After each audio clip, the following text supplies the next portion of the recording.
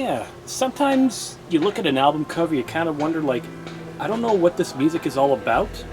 And I'm talking like the pre-internet days where you walk into a record store, you find a cover, you think, what is it supposed to sound like? And then you just buy because of the artwork. This, I don't know what to explain. What I've got over here is two clowns trying to twirl around a little dog, at least I think. No, dog's perched on one hand, the other one's got one finger going up trying to get them all excited, I don't know. And that's not even the craziest part of it. The name of this group is Butthole Surfers. Yeah, if you've learned nothing in this vlog, at the very least you'll learn there is a group called Butthole Surfers out there. What are these guys? From what I gather, they're a bunch of Texans on LSD. Because you listen to this, you think this is heavy, punk, almost seems like it's one of the weirdest, most messed up albums ever. And the kid on the back of this cover kind of thinks so too. I mean, that says it all, doesn't it? I don't know. One of the weirder albums I've ever discovered in my life. I kind of like it, but people who've known me for years know that I don't just like, classics. I like some weird shit. So, welcome to another edition of the Wandering Yuki Cheese Cafe, where I talk all about home renovations, grilling, cooking, music, and have a platform to deliver all of my bad jokes in life. You may laugh, you may cry, you may learn something new, you may be confused, you may want to call the funny farm on me, and if I've done my job properly, you're going to feel all of the above. So, kind of weird. I originally intended to do a whole different episode today with another bunch of cooking, but then came across some plumbing troubles, which kind of put a crap on that plan. Nevertheless, I wanted to do a little bit of an episode for fun to everyone. I'll try to do my best. I am outdoors, I am going to grill. I just have to be conscientious of limiting the dishes I'm going to be using because I have limited space that I can get stuff washed now. And that means that if I was going to be drinking a beer, then I'm not even going to be taking a glass. I'm drinking directly out of the can. I haven't done that in a long, long time. And speaking of beers, because it's sunny, I have to do one. I wanted to do a session IPA today from the brewer Les Escrocs. I've shown off these guys before. They're the ones that had that Al Capone related American Pale Ale. And I found another one here that's supposed to be a session IPA. Only 4.3%, but they say it's Italian inspired. So, I guess if you were to look at the front over here, what do you think? Well, here's what I'm thinking. Apparently when you're thinking Italy, the first famous person you're going to be thinking of is Don Vito Corleone from The Godfather. Like, really? That's the first one you want to show off to people? There's plenty of famous Italians out there, aren't there? Come on. And then the first one you think of is a fictional character? I don't know. It's a weird thing. Don't ever go against your family. So I'm going to give this a little taste test to get some fuel before I do grilling or whatever else in the yard. Still wish I could show off the color, but it is what it is. Yep, let's see.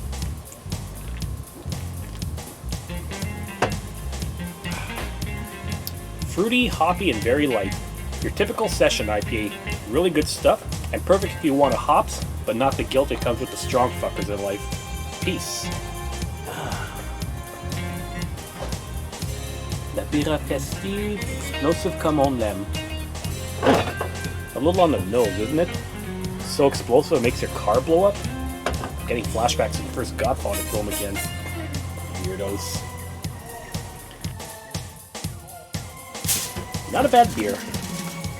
So, one of the tricks I'm remembering too about trying to do some cooking is, how do I do this without dirtying a lot of dishes? Because a lot of stuff I do have to wash from time to time. So, I'm going to have to be kind of creative now. So, I guess this is like trying to be a poor man's cheese cafe today. In case you wonder what the heck I'm trying to do, I'm just cutting up some butter for myself. Unsalted butter once more, because I want to be baking a potato right now. And I'm just going to be reusing this knife afterwards. It's not perfect, but it should still give the same flavoring. And I'm not going to be doing my usual routine of putting it in the microwave.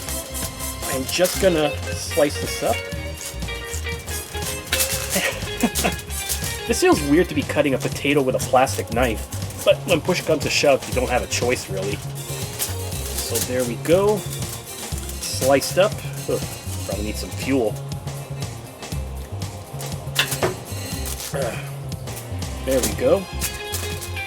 Now, I'm just going to lay my butter on, and then I don't have to worry about how quickly it's going to be cooking. I just have to lay this in, and this should speed up the process. A little bit like the other trick about pre-cooking it in the microwave, and then you just add some oil onto it so it gets all moist. It'll give the same kind of effect over here. So I'm going to do that. Let's rub this knife here, which I'll be using to have my steak later on. Oh yeah, spoiler alert, I'm making a bavette. It was one of those days. I kind of wanted to make one. Deserves some good stuff. So they're cut in half. Butter's all in. Then, get this inside. With about double the amount of foil that I need, because in this case I don't want it to burn too much. Give some extra layers to give some extra protection. So I'll keep that aside, and then I guess what I should do is start getting my fire ready also.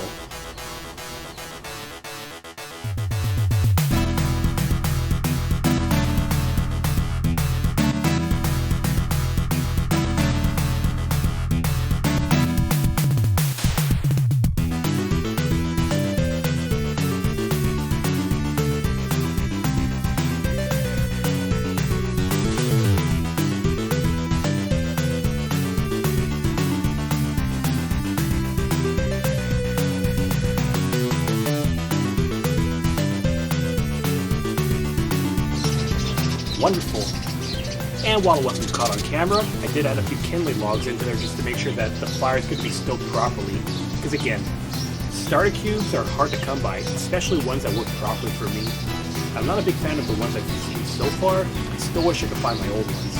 But I feel like I've mentioned that on every single video I've been doing lately. So let's skip through that. So today's menu besides the potato is going to be one of my favorites here, steak, which is a bavette, or flat meat steak that I've seen it before translated. I don't know, I think bavette sounds a little bit more sophisticated if you ask me. And as for the marinade, it's pretty basic stuff too. I'm just take 1 tablespoon of Dijon mustard, mix with about a tablespoon of olive oil, let it sit for a few hours in the fridge, and then you got a good enough coating that it's going to char properly. And something else I kind of wanted to do today was some chicken thighs.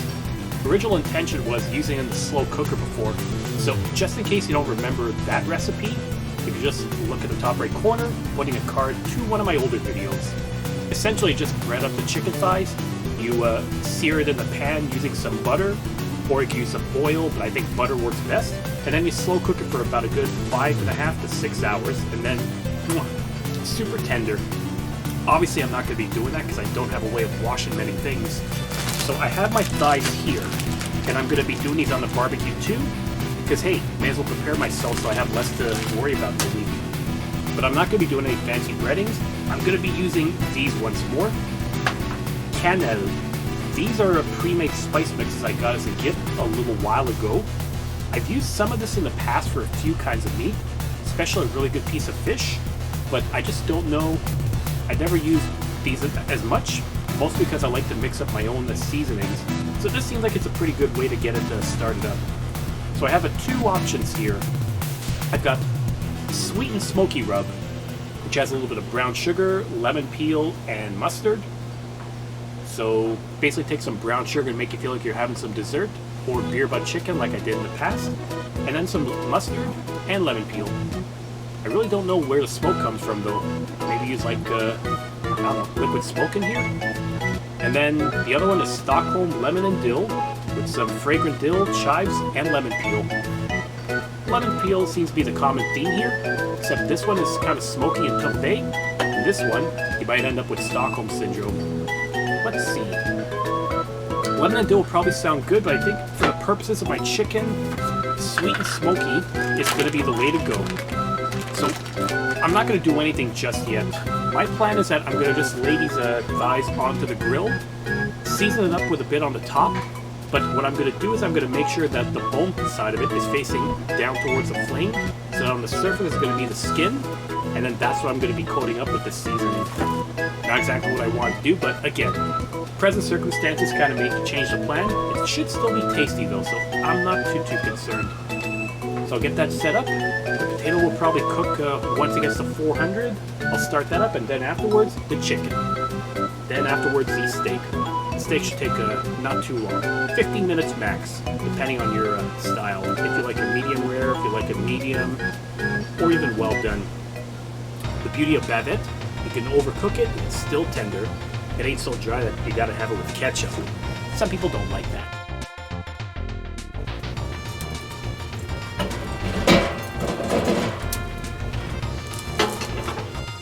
One hot potato coming right up.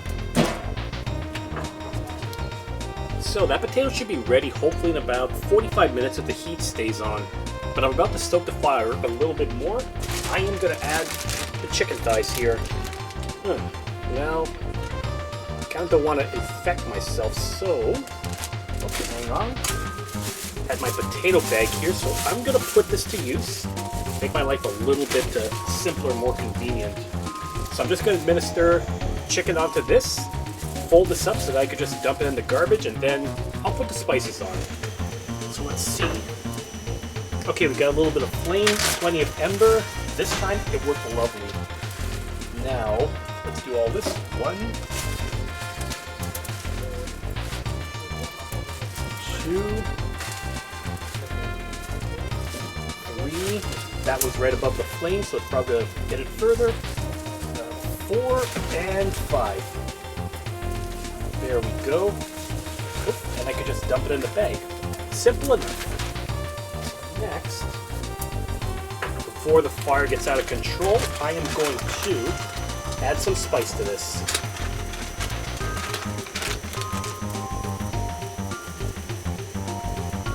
You don't need to worry about going too overboard with this, just enough to give it a light coating on it. But it might be a bit moist because of the brown sugar, so you'll have to shake it and beat it a bit.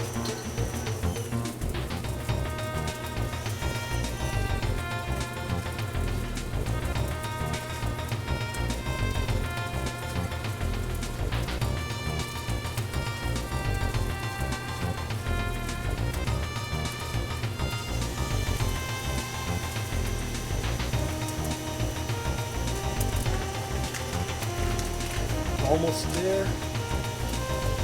There. Close the lid. Let this cook for maybe about a good 10 minutes, maybe 15 minutes. Because remember, chicken thighs are a very thick piece of meat, so you want to make sure they're well cooked on the inside. Otherwise, you'll be left with too much pink over there.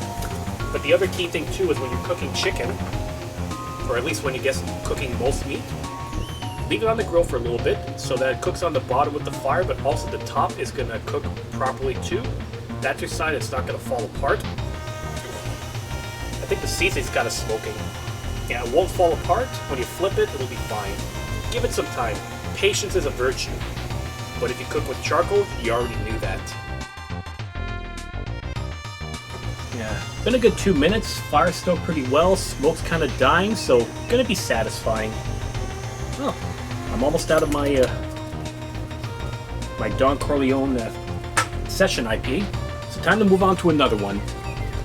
I feel like doing something from Trois Mousquetaires right now. I love that stuff.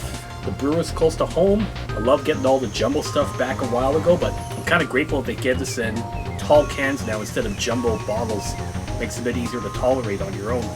Jumbo bottles, they're kind of decent to do if you're splitting it 2, maybe 3 ways. But the cans are good for self-serve. I'm doing this one again, which, if you remember me doing the Saturday in the Yard a while back, it's My Buck, a 6.8% lager. Kind of on the borderline strong fucker territory. But I love this one. Strong sometimes has a really good flavor. Let's give it another taste.